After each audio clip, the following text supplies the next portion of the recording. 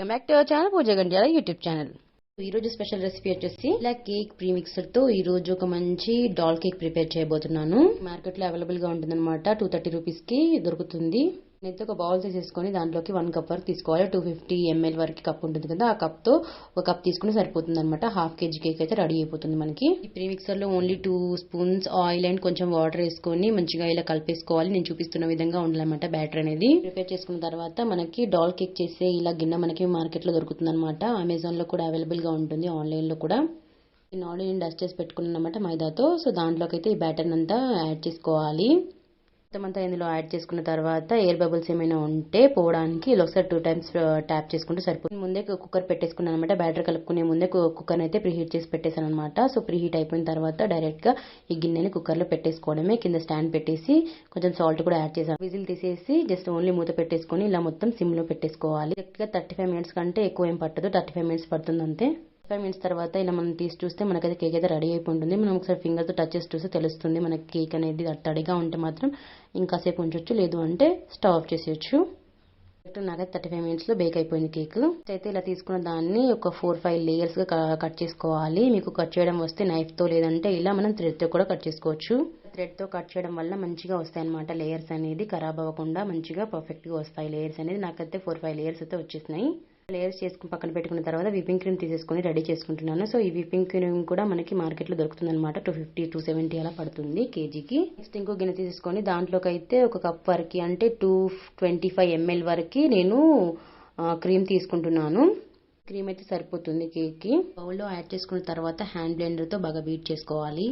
Exact గా మనకి 5 or 6 minutes అలా పడుతుంది అనమాట క్రీమ్ బీట్ చేయడానికి టైం. ఎగ్జాక్ట్ గా 6 minutes తర్వాత ఇలా మనకి క్రీమ్ అనేది రెడీ అయిపోతుంది. మనం ఇలా టర్న్ చేస్తే కింద పడకుండా ఉంటే క్రీమ్ రెడీ అయిపోయినట్టు.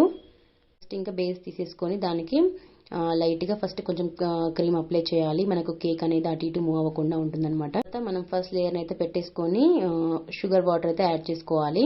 తర్వాత పైపింగ్ బ్యాగ్ లోకి ఏ నోజిల్ లేని పైపింగ్ బ్యాగ్ లోకి క్రీమ్ యాడ్ చేసుకొని ఇలా ఫస్ట్ ఒక లేయర్ పెట్టేసుకొని మంచిగా అంతా స్ప్రెడ్ చేసుకోవాలి. ఇలా ఒకదాని మీద ఒకటి అన్ని సెట్ చేసుకున్నాను అనమాట. లేయర్స్ అన్ని పెట్టుకుంటూ ఇలా సేమ్ టు సేమ్ ఇలా అన్ని చేసేసిన తర్వాత సో సైడ్స్ కి కూడా కొంచెం క్రీమ్ అప్లై చేసుకోవాలి. ఎక్కువ అవసరం లేదు, ఎందుకంటే మీదే మళ్ళీ డిజైన్ వస్తుంది కాబట్టి లైట్ గా క్రీమ్ అప్లై చేసుకొని దాన్ని మంచిగా ఫినిషింగ్ అనేది చేసుకుంటే సరిపోతుంది అనమాట. ఇలా నేను చూపిస్తున్నట్టుగా షేప్ అనేది ఇలా పర్ఫెక్ట్ గా రావాలి. మంచి డాల్ ఫ్రాక్ షేప్ అయితే రావాలన్నమాట.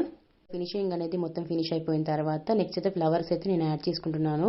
కేకింగ్ క్రీమ్ లో ఇలా మనకి నచ్చిన కలర్ యాడ్ చేసుకొని మనం ఇలా పైపింగ్ బ్యాగ్ లోకి వేసేసుకొని ప్రిపేర్ చేసుకుంటే సరిపోతుంది అనమాట. అయితే ఫస్ట్ 2 lines అయితే లైట్ గ్రీన్ కలర్ వేసాను. తర్వాత మళ్ళీ ఇంకొంచెం డార్క్ అలా చెప్పేసి 2 lines అయితే వేసుకుంటూ వెళ్ళాను అనమాట. కిందకు వచ్చేసరికి కొంచెం లైట్ డార్క్ అనేది వచ్చిందనమాట. స్టార్టింగ్ లో మాత్రం చాలా లైట్ గా ఉండింది. సో కిందకు వచ్చేసరికి కొంచెం డార్క్ అనేది యాడ్ చేసుకుంటూ వెళ్ళాను 2-3 times అలా.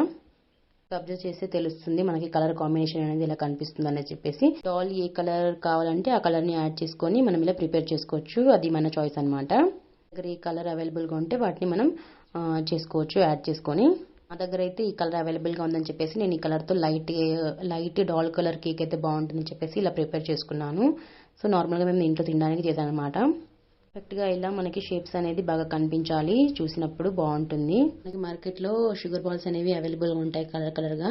సో మనం నార్మల్ గా పూసల్లాగే కనిపిస్తాయి అనమాట. వాటిని ఇలా పైన అక్కడక్కడ యాడ్ చేసుకుంటే భలే కలర్ఫుల్ గా కనిపిస్తుంది. నా దగ్గర అవైలబుల్ గా లేవు.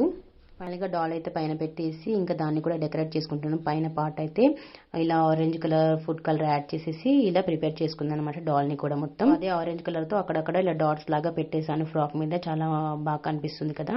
సో నేను నార్మల్ గా ఇంట్లో తినడానికి ప్రిపేర్ చేశాను. సో కేక్ అంతా ఫినిష్ అయిపోయిన తర్వాత ఇలా కట్ చేసుకొని తింటున్నాం మేము. సో లేయర్స్ అయితే మంచిగా కనిపిస్తున్నాయి కదా, క్రీమ్ అండ్ అది.